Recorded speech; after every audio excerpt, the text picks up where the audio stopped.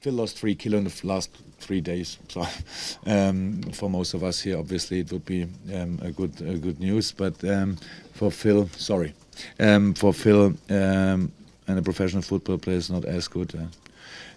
He came this morning in the hotel and said, "I'm fine," but we knew he will have a low energy level.